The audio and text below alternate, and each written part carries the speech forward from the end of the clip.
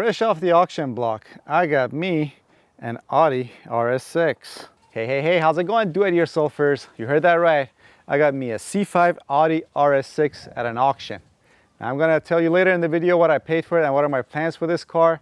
But first, I need to tell you why I think this car is pretty special in my opinion. For starters, to an untrained eye, these cars look just like a C5 Audi A6, which is usually powered by a 2.8 liter V6 naturally aspirated engine. But the engine and the powertrain under this car is quite different from that car. Now, besides the engine that I'll show you in a little bit, there are other reasons that make this car very special in my opinion. And one of them is that these C5 RS6s were made only from 2002 to 2004. A total of 8,081 of these were made, of which only 1,200 were imported for the year 2003 only into the US, of which I'm going to take an educated guess, given how hard it is to maintain these cars, probably only 300, maybe 400 of which are left right now on the road. So yeah, actually in a way, these cars in my opinion could be considered a sleeper. Now, not in the sense of a Volkswagen Bug with a Corvette engine under the hood, but since again, they look just like an Audi A6, which is this guy right here that I have that's sitting here collecting dust and slowly turning into a barn find.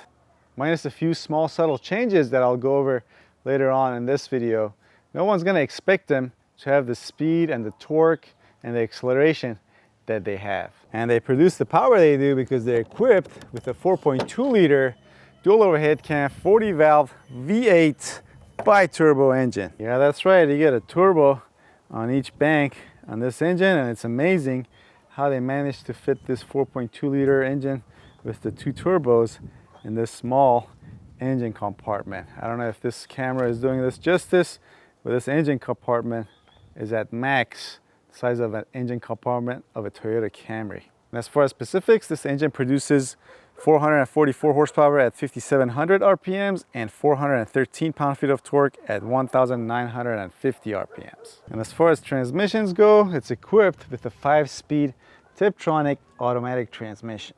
And that's where the Achilles heel of these cars is. It's the automatic transmission. You only have the option for that 5-speed automatic transmission, and that transmission can't really handle the power that's coming out of these cars. Now, to be specific, it's the torque converter that usually goes bad, and then if left untreated or unfixed, it'll ruin the rest of the transmission.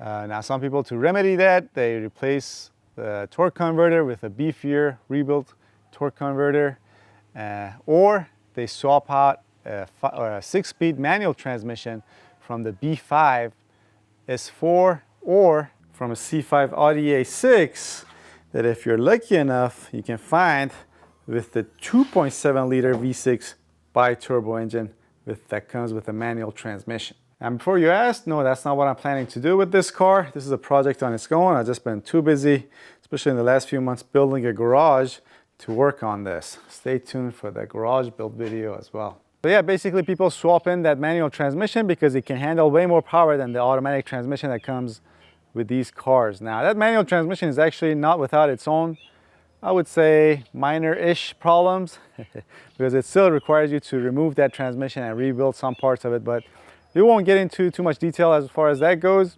But as far as the rest of the drivetrain on these RS6s, they come with the Audi's famous Quattro all-wheel drive system and also Audi's dynamic ride control system, which basically uses a pump to adjust the pressure in each shock under different driving conditions, which whether it's for braking, accelerating, or cornering. By doing that, using this system in conjunction with the all-wheel drive system, it means that these Audi RS6s can really hug the road and come out speeding or accelerating out of corners with no problem at all.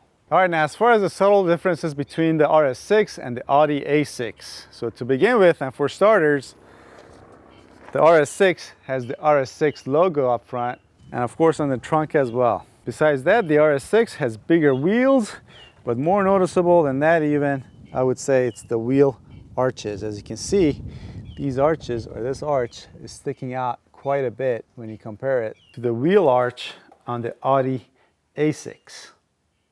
It also has, in my opinion, a more aggressively designed grille and a front bumper cover when you compare it to the Audi A6. Nope, not intimidating at all. Same for the rear bumper cover, but not just the bumper cover, you also get these two large exhaust pipe that are coming out of it, letting you know this car means business. And here's a shot of the rear bumper cover on the Audi A6. You can even barely see the exhaust pipe coming out of this one. Also in the back, these cars come with this small rear spoiler. This is not a modification to this car. This car comes standard with these small spoilers. Also, while we're back here, I want to show you guys something that you never want to see on any car, but especially an Audi. This little light of mine, I'm gonna let it shine. No, don't let that shine. Nip that in the butt. And you guessed it, the check engine light is on this car, and it actually has a misfire at cold starts. Now I already started this car and moved it a little bit to get it here. I don't know if it's gonna do it again or it's gonna show the misfire again, but let's start and have you guys listen to the engine. All right, I don't know if you guys can tell, but this car is not misfiring right now. It's actually running pretty smooth, pretty well. I also see some evidence of a leak down here. It's probably a leak at some point here. Also, one other difference between these and the Audi A6 is that the battery is not located here. The Audi A6s have the battery located right here, whereas on the Audi RS6s, it's back in the trunk. Also, there are some small differences on the interior. Again, you see the RS6 logos on the seats, bottom of the steering wheel. You see it on the speedometer. Also on the seats, all around the edges, you got this different accent color, whereas on the Audi A6s, I believe it's all the same color for all of them. Uh-oh, wait a minute. Our misfire is back. Let's see if you guys can hear it. So yeah, let's shut this off. You don't want to run the engine with a misfire. All right, now let's get to the brass tacks. How much did I pay for this car? What's wrong with it besides the check engine light? And what are my plans for the future regarding this car? So including the auction fees and the tow to get this car here from the auction, I'm in this car $4,584 as of right now. Now, given that this car has 179,000 miles on the clock, you know, it's high miles for an Audi. But still, again, since there's only 300 to 400 of these C5 Audi RS6s left in the US, and the condition of the body on this car is actually pretty good. I'll go over it with you in a little bit. In my opinion, $4,500 and change is a really good price for these cars. I was willing to pay up to $7,000 for it at the auction, knowing about the check engine light. So as far as the body goes, this thing is, in my opinion, in pretty good shape, minus a few minor details. Now, it's kind of dusty on it, so you may not be able to tell, but the clear coat is all there. You know, there's very few dents. There's actually no dents. There's a couple of dings, I would say, on the sides that you really have to look for to see. Now on the front bumper here, you can see the paint peeling a little bit. So that means this front bumper cover has probably been replaced and resprayed. Poorly, I should add. As far as the rear bumper cover goes, again, on the rear bumper cover, you're gonna see some of the clear coat flaking as well. This doesn't necessarily mean that this bumper cover has been resprayed, but you know, I'll look into that later.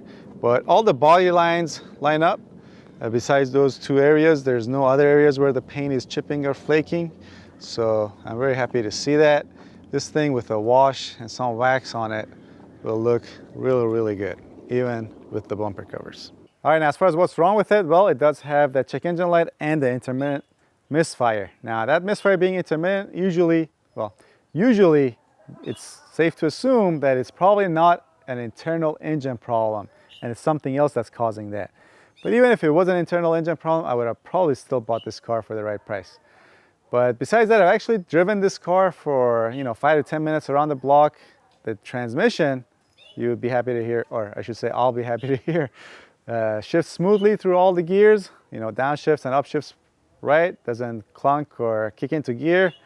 So that's really good news. Oh, and as far as the check engine light and what's the code, I can't give you the code because when you hook up a scanner to the OBD2 port on this car, you get no power to the scanner and you can't scan for codes. Now that usually is not a huge deal and it's fairly easy to fix, but we'll save diagnosing and fixing that for a separate video. Oh, and what are my plans for this car? Well, I'm not gonna sell it, not anytime soon, that's for sure. I'm probably gonna keep this car for a long time. Not gonna modify it too much, maybe do some minor modifications. Definitely gonna try to keep it street legal for sure. But yeah, I'm gonna keep this car and enjoy it for quite a long time. All right, now before I put this car back in the garage and go for a walk with the dogs, do me a favor and subscribe, hit that bell notification and give this video a thumbs up if you liked it. But also leave a comment and let me know how much you think this car is worth in its current condition, given the information I've given you. I'll be curious to know. All right, thanks for watching. I'll see you guys next time.